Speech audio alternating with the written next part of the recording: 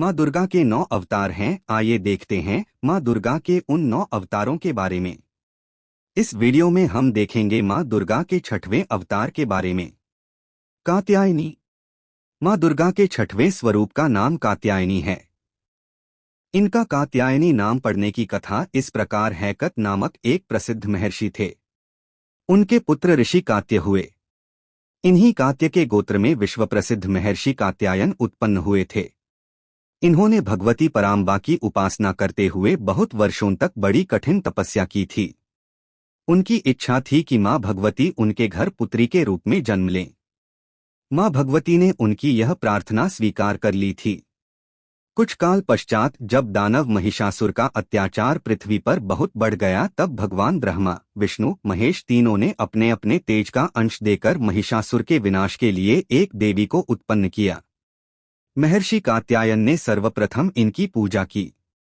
इसी कारण से यह कात्यायनी कहलाईं। ऐसी भी कथा मिलती है कि ये महर्षि कात्यायन के वहां पुत्री रूप से उत्पन्न भी हुई थीं। आश्विन कृष्ण चतुर्दशी को जन्म लेकर शुक्ल सप्तमी, अष्टमी तथा नवमी तक 3 दिन इन्होंने कात्यायन ऋषि की पूजा ग्रहण कर दशमी को महिषासुर का वध किया था। माँ कात्यायनी अमोघ फलदायिनी हैं।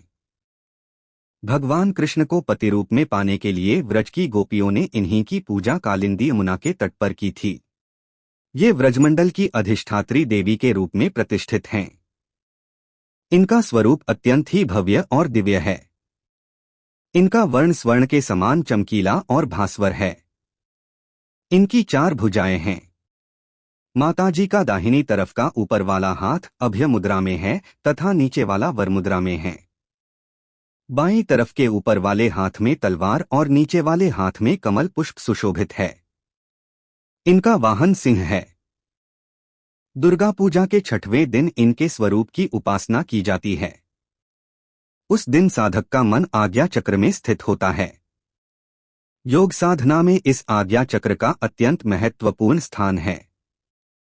इस चक्र में स्थित मन वाला साधक मां कात्यायनी के चरणों में अपना सर्वस्व निवेदित कर देता है। परिपूर्ण आत्मदान करने वाले ऐसे भक्त को सहज भाव से मां कात्यायनी के दर्शन प्राप्त हो जाते हैं। मां कात्यायनी की भक्ति और उपासना द्वारा मनुष्य को बड़ी सरलता से अर्थ, धर्म, काम, मोक्ष 4 फलों की प्राप्ति हो जाती है।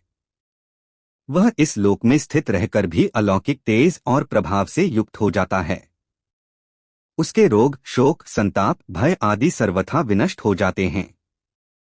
जन्म जन्मांतर के पापों को विनष्ट करने के लिए मां की उपासना से अधिक सुगम और सरल मार्ग दूसरा नहीं है।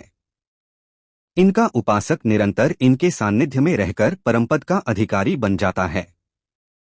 अतः हमें सर्वतोभावेन मां के शरणागत होकर उनकी पूजा उपासना के लिए तत्पर होना चाहिए।